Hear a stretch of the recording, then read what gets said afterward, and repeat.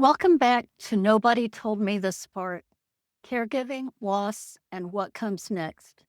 I'm your host, Shelby Della Rosa. Today, we're stepping right up to the hardest part of the post caregiving journey.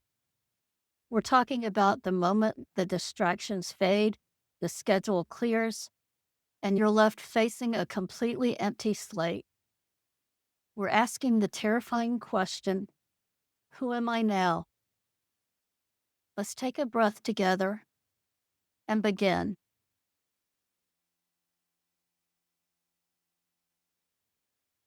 After my kids gently told me that they needed their real mom back, I knew it was time for me to try and slide my feet off that safe couch.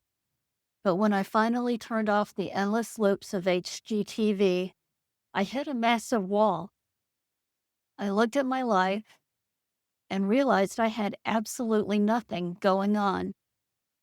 Sure, I had the daily mom chores, but at my kids' ages, those tasks didn't actually take up a lot of time or energy.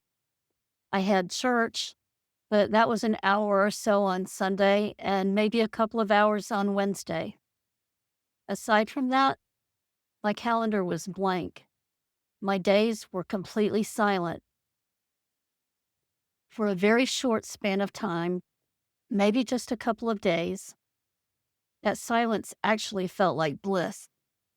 It felt like total freedom. But very quickly, that bliss curdled into something else.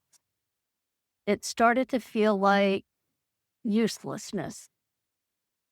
It hit me then with terrifying clarity just how completely caregiving had consumed every single square inch of my life.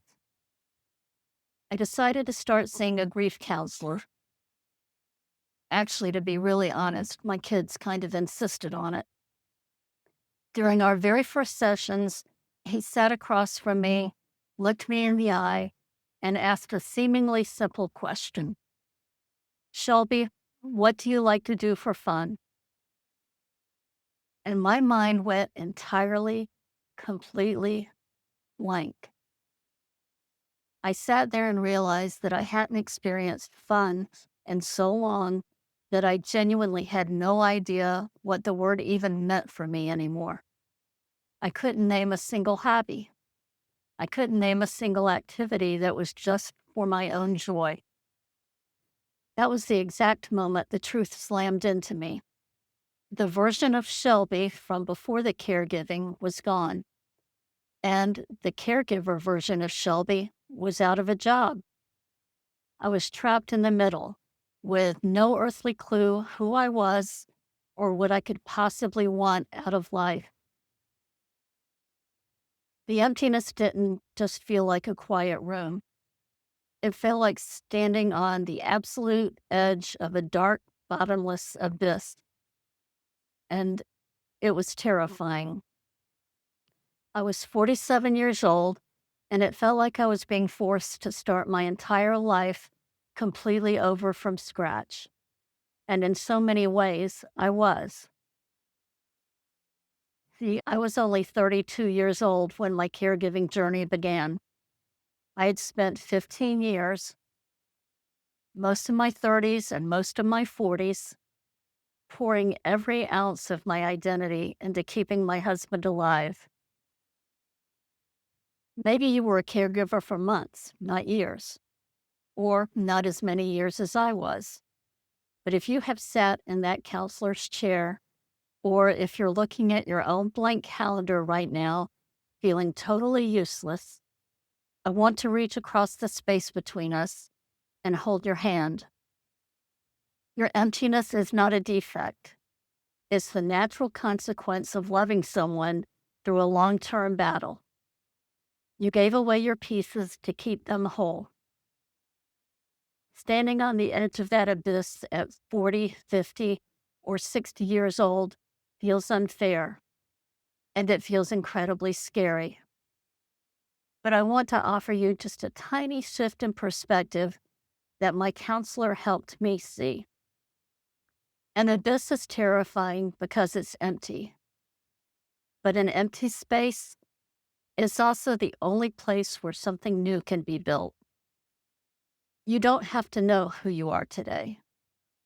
You don't have to invent a brand new version of yourself by tomorrow morning. Right now, it's enough to just stand on the edge, take a breath, and accept that the old chapters are closed.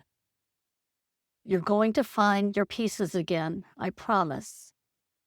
One tiny step at a time, and I'll be right here with you.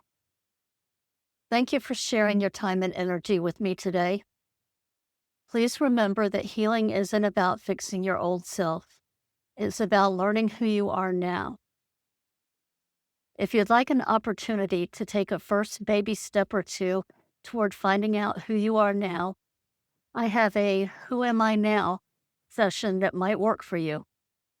It's 75 minutes, and we don't set big goals. It's not a plan for the rest of your life. It's simply an opportunity to explore, with someone who has been there, what the next best step or two for you might be. The link is in the show notes. Until next time, take it one breath at a time. Take good care of yourself. Be kind to you. You've earned that.